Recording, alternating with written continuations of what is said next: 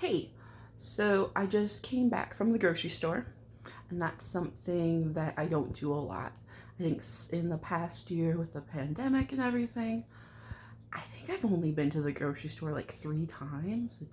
It's bad, but I don't need to get COVID as a single mom and all of that. So I usually rely on Instacart. But today I had to pick up my first prescription for Adderall. I was diagnosed with ADHD back in January. So we'll find out. I'm going to do the Adderall for like 2 weeks and see how that goes, see how my body, feels, see how my mind feels, which is, that's the main thing why I'm trying it out. But I had to go to the grocery store to pick up the prescription because I have a weird thing about drive-throughs. I don't like going to drive-through, so I didn't want to drive through, pick up the prescription, and it's raining today. So I went to Publix and I decided to do some shopping, and I thought, oh, this would be a good time to do a video of like a fat person's grocery haul. One of the things that I really want to do with this account is just be really honest, like what it's like as a fat person navigating like food freedom, navigating intuitive eating. Something that I say a lot is just that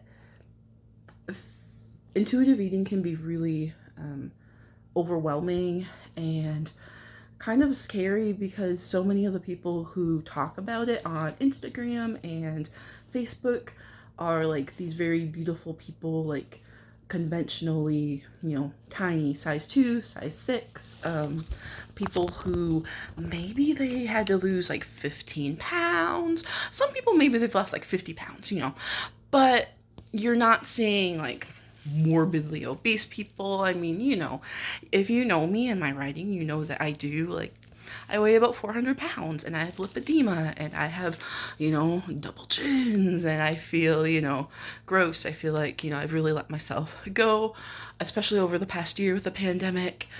And it can just be, I don't know, it's hard to kind of navigate like self-love and body acceptance, body neutrality, body positivity, however you want to go about it.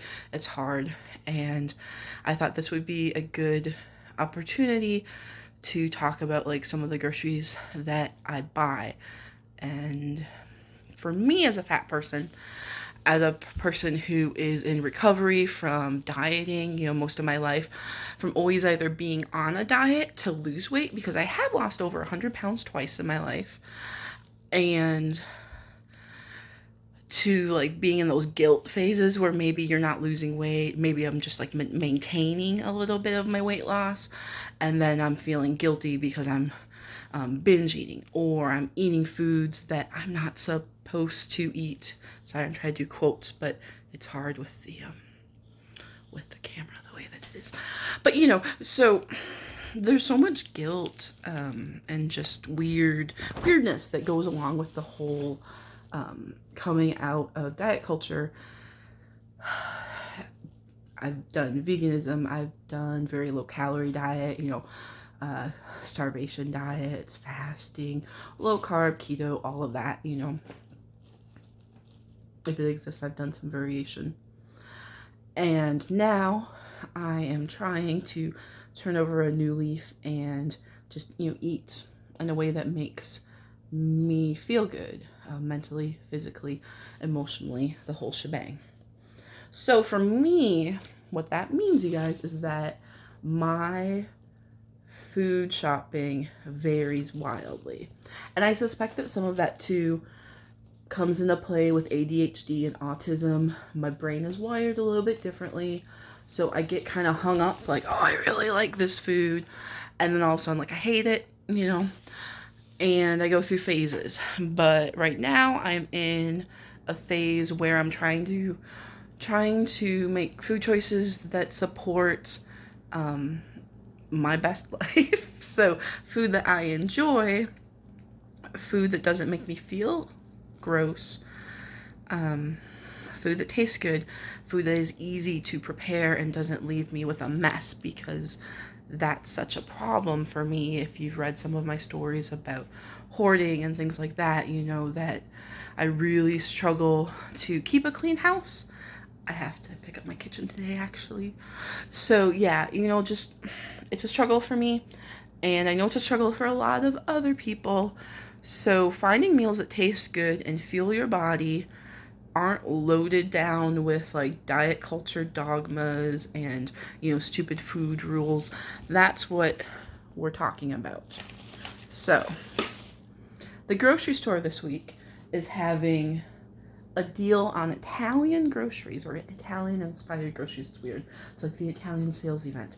So that worked out for me, because I've kind of been gravitating towards that type of food anyway. I've also been doing a lot of like French culture, like reading, like, you know, how do you embrace yourself and your body and your life as like a kick-ass, confident, Parisian style person. Yeah, all of those. Well, some of those are stereotypes, but we can talk about that later. But so I thought, oh, the Italian stuff would be good. So I hit the grocery store, and the first thing that I did with all of my foggy mask glasses glory, I went to the produce section, and I only bought produce that I know me and my daughter really love and that we're actually going to eat. I don't know about you, but if you come from a history of like dieting, then you probably know. Excuse my Ollie Pop ad there, because I'm thirsty. So I have had a terrible habit of buying groceries because I think this is good for me and I should eat it, but then I don't really like it, and I don't eat it, and I waste the food. And wasting vegetables happens a lot if you have a child, you know. So only got veggies that we really love and really like. And I know like, for my first video, this is like gonna be really haphazard and awful, and nobody may never watch it, and I'm a wreck. I should have showered today, but that didn't happen, and it's life. Okay, so first thing on the list for me, broccoli. This is like, what, like kind of like baby broccoli? I don't know. Is broccoli officially broccoli? Or is it, I don't know. I'm sorry. I'm gonna have some like ditzy moments here, I guess, because I think it's technically its own thing. But at any rate, you know what's really good about this is these come in microwavable bags. So, you know, if you are short on time, you can stick it in the microwave. When that's done, I throw like some pansies, herbs, like they make Fox Point. That's a really good one. Sunny Paris. Ooh, that's another really good one. I usually do one of those and butter, like always butter. And so I got like 3 bags of those because we like it and we will actually eat it, and it makes my life easy. And then the other thing that we got that we absolutely love, rainbow baby carrots. So these, our favorite way to eat the rainbow baby carrots is to roast them. I just roast them 1 or 2 bags at a time in our toaster oven, like 375 for about an hour, maybe 10 to 15 minutes more, depending on how thick they are. I use the Sunny Paris or the Fox Point seasonings from Penzeys, sometimes like shallot pepper, that's good too. And I don't use butter for that. I actually roast it with macadamia nut oil, which is very delicious. And that's something that me and my daughter, like, we really love. I don't always eat that way because I have all of my weird, like, baggage from disordered eating, where I used to look at foods like that as, like, maybe, like, unhealthy because I'm adding, you know, oil and fat and salt, or I would maybe look at those foods and think, like, oh, I don't deserve to eat that way because I also, like, ate a donut today. Something, like, really stupid and silly like that. So I'm turning over new leaves lately with recovery and trying to treat my body well, like make conscious food choices, you know. But that doesn't mean like eschewing junk food, so-called junk food, or, you know, living low carb or anything. Like, this is, for me, it's like really about eating in a way that feeds my mind and body and my soul. You know, there's just, food is good, and I think it's okay for fat people to admit that, like, we like food. Carrots, because we do love carrots. We also got carrot chips. Carrot chips are really easy to microwave as well. So that's, you know, just another thing. Add butter, salt, pepper, or your favorite herbs. I actually got some steam bags for the microwave too. So, you know, we could like cut up a couple potatoes, put some carrots in there, onion, whatever, you know, steam it in the microwave, and that's just so easy. And if you're a single mom, if you have food issues, if you have, you know, cognitive issues like ADHD or autism, sometimes just cooking, no matter how much you like to cook, everything that goes with it can just be too much and too overwhelming. So that's why this is all like easy food, easy cleanup, not too much to think about. So now with that Italian theme that they were doing at the grocery store, because they had like just a ton of BOGO stuff, what I did, I got a bunch of pasta. Yes, pasta. Fat people should eat pasta. I think it's sad when so many of us, you know, we're told that we can't eat pasta, we can't eat bread. I think that is BS. I haven't tried these yet, but I am excited to try these. So I got a few flavors since the Rana was buy one, get one free. Italian sausage with cheese.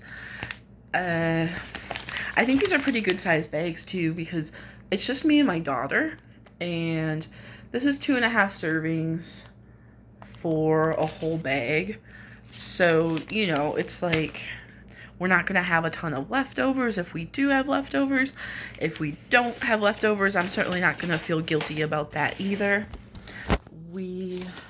One thing I think is interesting to note, when I've worked with, there's a dietitian that I've worked with, Dr. Marcia Heron, and she talks about when you're in recovery from an eating disorder, and yes, this includes fat people who are struggling with eating disorders as well.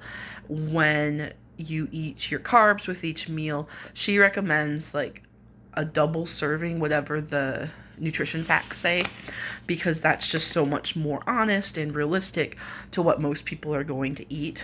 So, you know, that's, I think, especially with me having a 6-year-old in the house, anything that's carby with 2.5 servings, that's kind of ideal. So yeah, we have spinach and ricotta. My daughter and I love spinach in theory, but we're not really good with like keeping it on hand. So getting flavors that have spinach in it is a really good idea for us. And then, let me see, I think those were the 2 flavors that I got, but they were BOGO, so I got just a few of each. And continuing along with the whole BOGO experiment of new Italian groceries, we also got the Alfredo. These are refrigerated sauces, so we'll see. Marinara, always a good decision, I would think. This one has also sun-dried cherry tomatoes in it. Doesn't that sound good? I think it does. Basil pesto. Okay, so it may not be the best basil pesto on the market, but I think that it will do the trick. And I think one of these might be leaking, so let's see. Or it could have leaked at the grocery store. At any rate, so we got the 3. We got the basil pesto, the marinara, and the Alfredo, because I think if you're trying to do quick meals and you're relying on prepared sauces, I believe that the refrigerated stuff usually tastes better than the cans. But I don't have it with me. It's still in the car because I'm just one person and I'm not all that strong. But there's some there's some jarred pasta sauces I got, as well as some shelf stable stuff that I got that was also BOGO. But in addition, we grabbed a thing of ricotta cheese. This is really good on toast or flatbread crackers with tomatoes, olive oil, basil, all of that good stuff.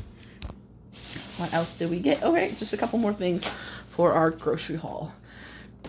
Speaking of tomatoes, we also got the Sugar Bomb tomatoes by Sunset because they are delicious and amazing, and it can be really hard to find good tomatoes, especially where we are in Tennessee. We don't get a lot of good tomatoes unless we get the specialty things. So one thing though, always like, just double check when you look at tomatoes when you're in the store. Like, make sure you don't want to bring home a bunch of like rotten or like splitting stuff. Be a little careful. And we grab just like chicken Italian sausage. We get the mild stuff because my daughter doesn't like spicy. And that is great because you can add it to soups or pasta. And finally, we got sliced mozzarella, which is actually, fresh mozzarella is one of my favorite foods in the world. At any rate, I don't know. Again, I don't know how many people are going to watch these videos, and I don't even know if I'm going to get much better at them. I thought that it would be okay to do one crazy, long, rambling video. It might help somebody out, you know?